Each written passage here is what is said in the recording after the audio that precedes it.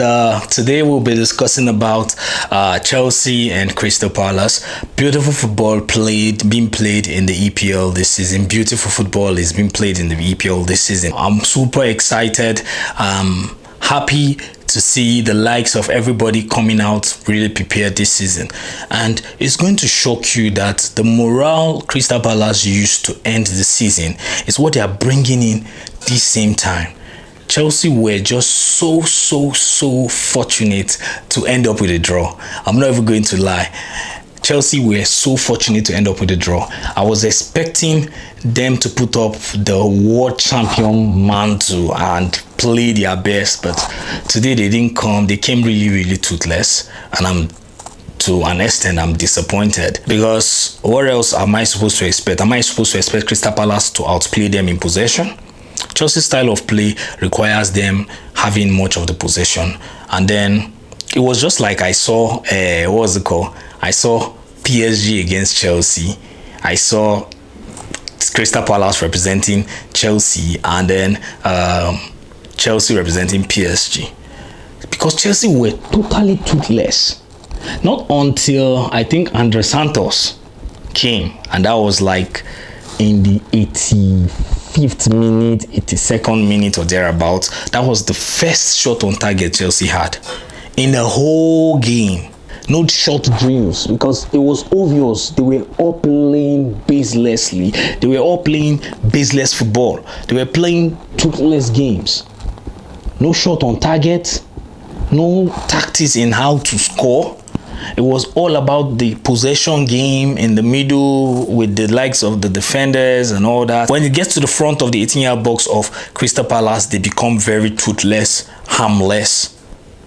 You have over 8 corner kicks. You could not even capitalize on it. No creativity, no plan to let us know that, oh, you guys had some training section on set pieces.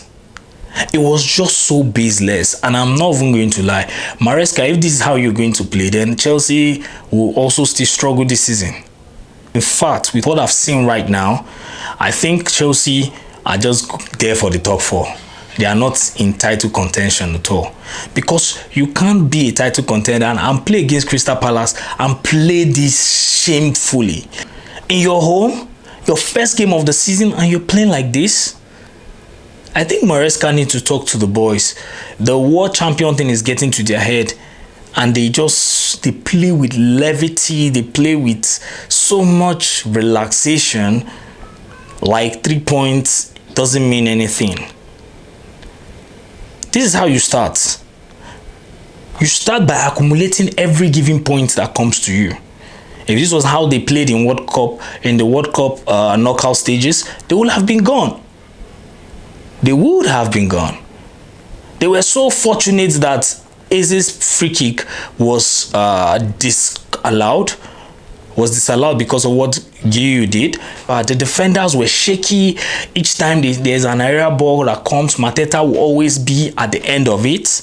The midfielders lacked creativity, no sense of communication.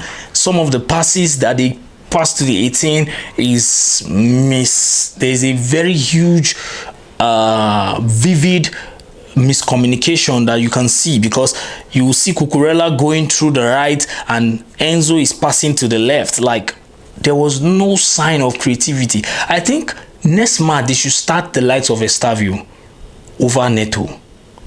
Neto played so shamefully today. Today was one of his worst game ever. I saw Neto playing like the likes of William in his worst season. You're playing without raising your head up. You're playing without being you are so predictable. The defender already know what you want to do at every given time, and it's just so not acceptable for Chelsea standard. It's just not acceptable for Chelsea standard. Chelsea need to move up, keep up, and do it. And then for Crystal Palace, I think the game plan that they came with worked. The plan was to hold Chelsea at bay and then hit them on a counter, and which is what they did, and it worked for them for the whole of the game. There was no point where you see them being fortunate, shaky, except maybe for that of Santos, which he ballooned to the sky. Beside that, Their game plan worked. They were compact in defending, and very fast in their attack. The likes of Eze, Mateta, they gave in their best. Mateta in particular, he gave in his best. Eze also played.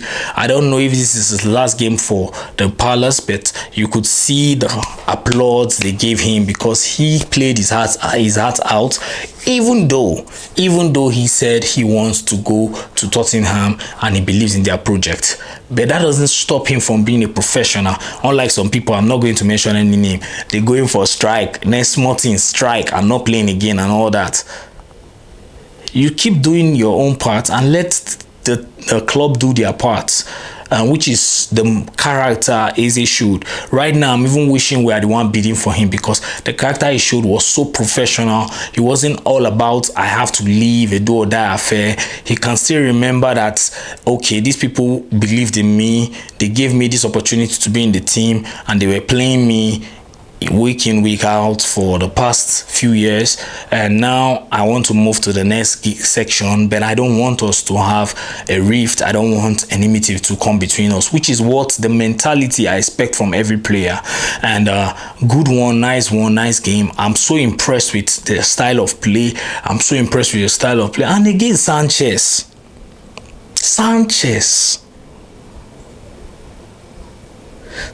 was so not it today.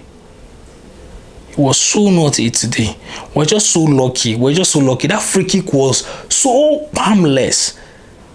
Okay, let's say maybe the push of the Chelsea player close to the block was what confused the goalkeeper, and then maybe that was why the goal was disallowed. But I think Chelsea needs a defender. And they also need a goalkeeper, a very competitive goalkeeper that will put Sanchez up his toe. Because when the rumor spread that they were looking for Michael in AC Milan, you could see the way Sanchez started playing in World Club Cup. I think that is all he needs. He just needs a little bit of push, Let him know that there's somebody there to take his place. And Pedro, nice gameplay, but you need to maybe, so you don't end up like Nkunku, try to be more involved in the 18-yard box than outside the 18-yard box. I think that is all he needs. Because he gave in his best as well today. I'm not going to lie, I was impressed with the way he played. I was impressed with the style of game. But like I said, much still needs to be done. For you to compete for the title this season, you have to give in your 99 or if not 99%, and Chelsea today didn't. Chelsea today did not even meet up to their 50% standard. They were just so fortunate that they had to end the game with a draw. Unfortunately for Crystal Palace, their game plan worked, but like we said, VAR, EPL, the standard, everything did not just work for them.